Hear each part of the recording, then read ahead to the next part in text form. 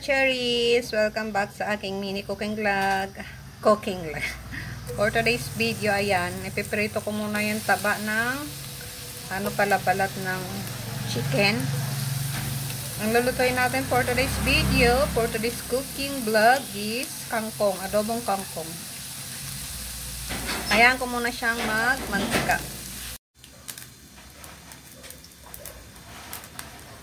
Ayan na mga ka-cherries, na nagmantika na yung balat ng chicken. Hindi na ako maglalagay ng mantika kasi yan na yung pinakamantika natin. Maglalagay na tayo ng tuwang ba. Mix lang natin. Napaka-simple ng ating ulam for today's video pero napaka-sarap.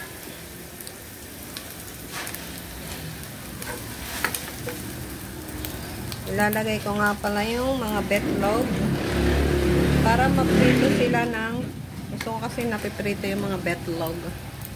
Set aside lang natin sa kabila.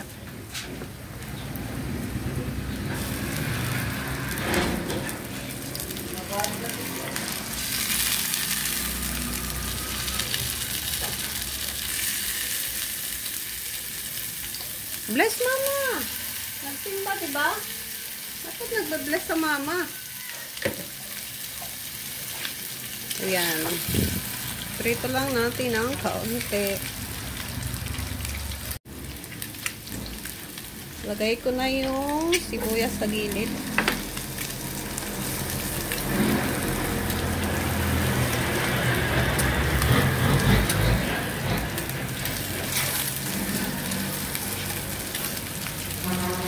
Nawarak yung isa.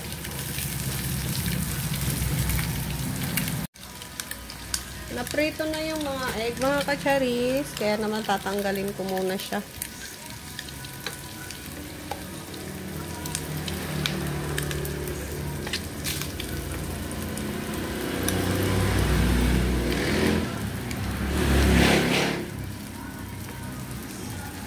Yan, tinanggal ko muna.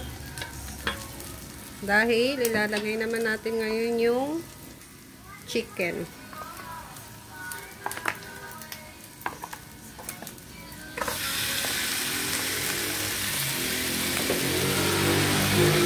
Medyo frozen pa siya.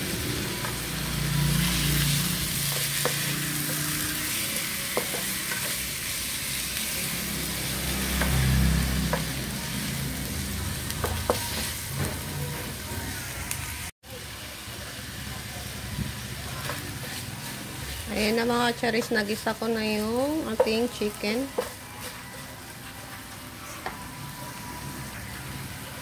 Ibalik ko uli yung itlog. Kawawa naman yung itlog. Oh, ang daming pinagdadaanan. Charot. Hindi, ibalik ko lang siya para lumasa din. Kasi lalagyan na natin siya ng mga pampalasa. Tulad na.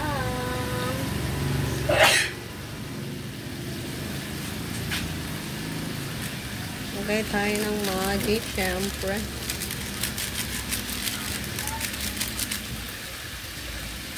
Tapos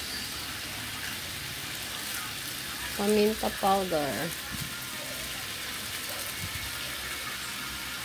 Tapos maglalagay tayo ng laurel. Mekos natin mga ka-cherries.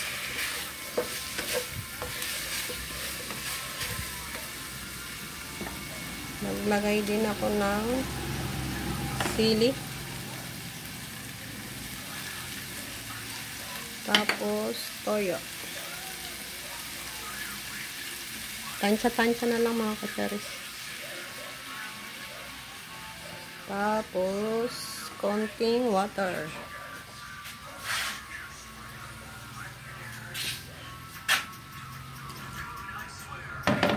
Takpan.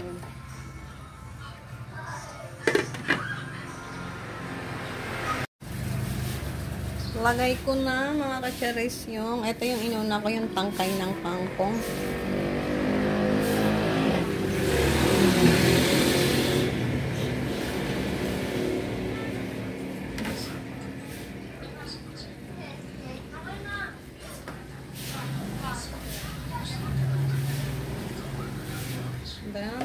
pan uli.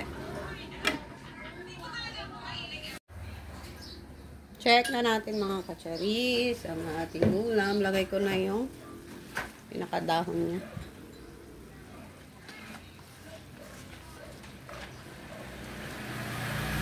Siyempre, maglalagay tayo ng oyster. Mamaya ko na siya haluin.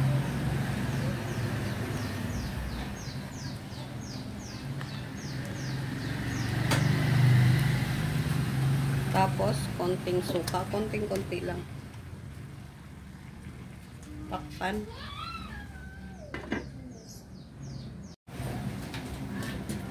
Check ulit natin mga kacharis. Last check na natin. Then, ukay-ukayin na natin. Relate ba kayo sa ukay-ukay? Mamiss ko na rin mag-ukay-ukay. Charot. Pero naka-ukay-ukay na ako nung nakaraan. Ito yung ating ulam for today's video. Na yummy and healthy. Sinisipon ako mga kacharis. Pakuluan ko pa siya ng mga 1 minutes.